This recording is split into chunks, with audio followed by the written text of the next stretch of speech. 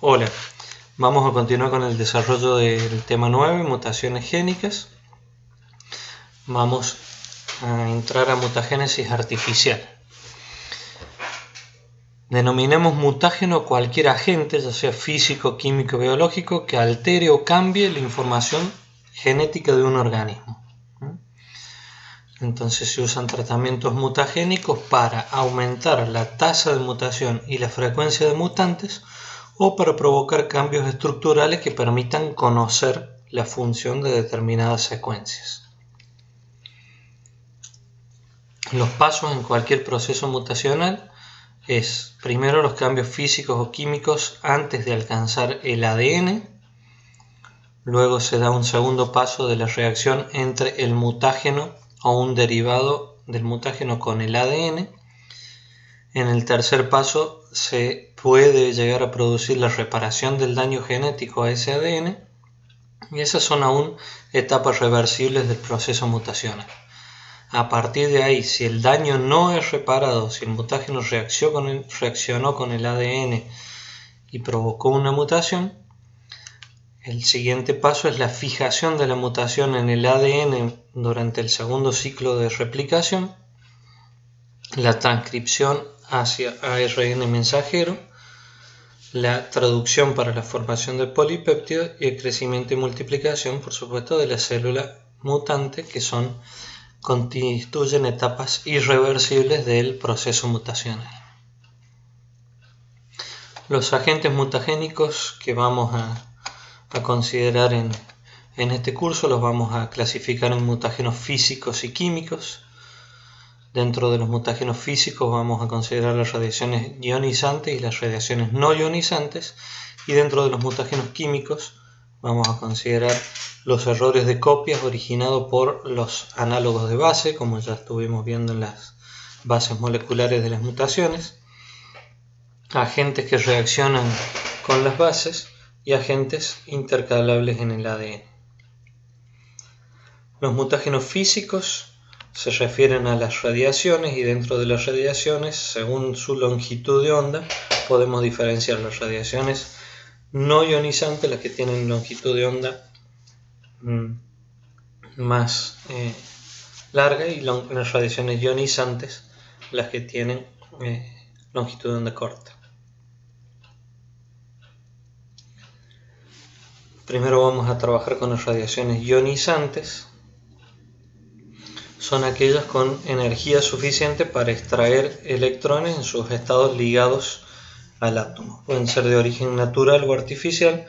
Las radiaciones ionizantes naturales son las radiaciones cósmicas, las radiaciones naturales de la Tierra y de la atmósfera, y dentro de las radiaciones o la radioactividad artificial podemos incluir todo lo originario a partir de la radioactividad industrial, la de uso médico, como las cámaras gamma, la radioterapia, y los rayos X como mutantes, ya como mutaciones provocadas por radiaciones ionizantes.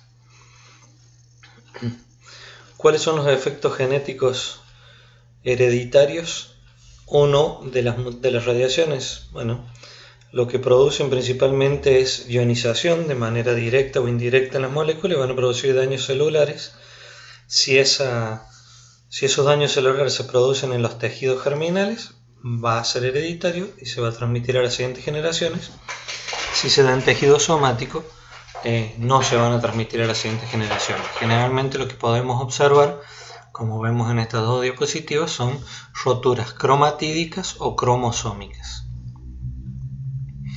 En cuanto a las roturas de tipo cromatídico, aquí vemos ejemplos de una de las cromátidas del cromosoma roto. Las roturas cromosómicas abarcan las dos cromátidas de los cromosomas, pueden provocar deficiencias.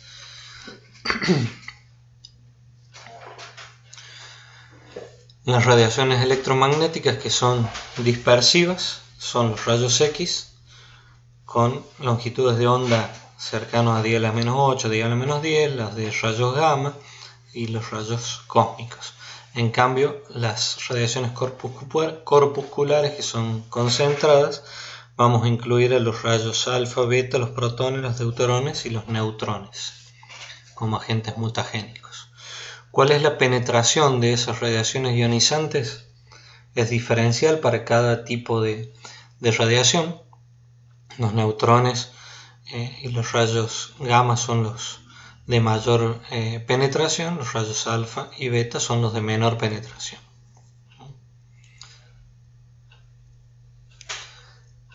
Esas radiaciones van a atravesar los átomos que normalmente son neutros desde el punto de vista eléctrico, y a partir de la acción de esa radiación pueden provocar la pérdida de electrones de las órbitas más externas de los átomos. Por lo tanto, átomos que eran neutros van a pasar a estar ionizados, o sea, reactivos. Al perder electrones quedan cargados de manera positiva. A su vez, esos electrones que son liberados van a poder chocar con otros átomos y van a generar un tren de electrones y nuevas ionizaciones. ¿Qué daño producen en el ADN? Van a producir daños físicos y químicos, que pueden ser reparados de manera correcta o pueden ser no reparados o llevar a una reparación incorrecta y por lo tanto la aparición de mutaciones. En el caso de las radiaciones ionizantes, el efecto que producen es la suma de las acciones directas e indirectas. La acción directa es consecuencia de cambio químico en las moléculas como consecuencia de esa ionización. Y la acción indirecta es la consecuencia de la radiólisis del agua. O sea, la radiación va a provocar una radiólisis en el agua, va a generar radicales libres que van a dañar indirectamente al ADN. Por eso tenemos acciones directas e indirectas de las radiaciones ionizantes. En el caso de la acción directa se da directamente a golpe sobre el material genético, como si el ADN fuera un blanco de esa radiación. En cambio, en la acción indirecta van a modificar las bases quitando purinas y rompiendo enlaces glicosídicos gracias a los radicales libres que se generan por la ionización del agua. Las radiaciones ionizantes generalmente provocan muchas roturas cromosómicas, como vimos en la clasificación general, son capaces de producir deficiencias, inversiones, translocaciones, y en mucha menor medida van a provocar mutaciones génicas. Hay una relación bastante medida y bastante lineal entre la dosis y la cantidad de mutaciones que se generan. Aquí tenemos un grafiquito donde vemos la cantidad de letales ligados al sexo que se generan en función de la dosis de radiación. Fíjense que la línea es, el efecto es casi lineal. Son proporcionales, los cambios génicos que se generan son proporcionales a la dosis de radiación. Aumenta a razón de un 2% cada 1000 Roentgen de radiación. En relación al tipo de cambio inducido, aquí tenemos un gráfico que nos está indicando la cantidad el porcentaje de mutaciones puntuales o roturas, cantidad de mutaciones, porcentaje, en función de la dosis.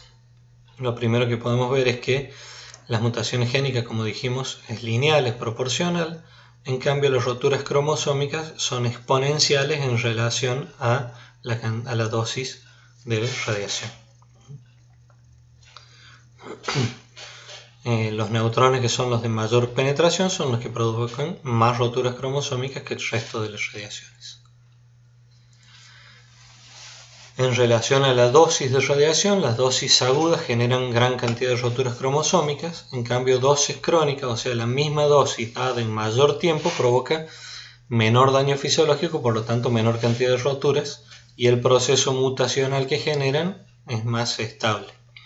Aquí tenemos un gráfico que nos está mostrando el porcentaje de células con cambios estructurales en relación a la dosis de rayos X, medida en Roentgen, y tenemos que a mayor dosis se generan más porcentaje de células con cambios estructurales, y a medida que disminuye la intensidad se generan menor cantidad de cambios estructurales. En relación a la tasa de mutación, teniendo en cuenta la cantidad de ADN, el C de ADN, acá tenemos, en este grafiquito se muestra la cantidad de ADN medida en picogramos para cada genoma haploide, o sea, para cada C de ADN de distintos organismos, de levadura, de neuróspora, Escherichia, hasta llegar a los organismos superiores, tomate, ratón, cebada del hombre. Fíjense que a mayor cantidad de ADN se generan mayor cantidad de mutaciones por cada dosis de radiación por cada gen. En general, los tejidos son más sensibles mientras menos diferenciadas son sus células y se renuevan de manera más rápida. Por lo tanto, las células que son más sensibles generalmente son los meristemas en los vegetales. El contenido de agua tiene alta influencia, como dijimos, la radiólisis del agua va a generar efectos indirectos sobre el ADN, entonces a mayor contenido de agua se pueden generar mayores de estos efectos indirectos. La radiólisis del agua genera agua oxigenada, que es muy reactivo y mutagénico como efecto indirecto de la radiación. En el caso de las radiaciones no ionizantes, las radiaciones no ionizantes son ondas o partículas que no tienen la suficiente energía para arrancar electrones del material que está siendo irradiado, sin embargo sí pueden producir excitación de esos electrones y por lo tanto hacer que esos electrones se alejen de la órbita normal y generan inestabilidad en los nucleótidos del ADN. La luz ultravioleta es una de las radiaciones no ionizantes que es muy reactiva con el ADN. Se encuentra muy cercana a las radiaciones ionizantes en cuanto a su longitud de onda. Tiene una longitud de onda entre 10 a la menos 6 y 10 a la menos 8 centímetros.